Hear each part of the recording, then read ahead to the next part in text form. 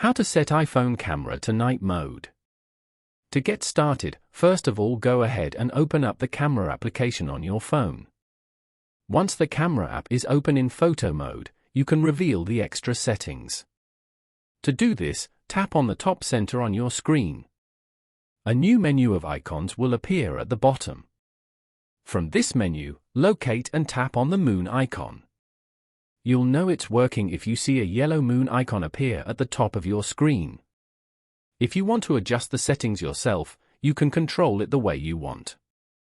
Or you can leave it on auto and let the iPhone decide, or slide it to the max to let in the most light possible.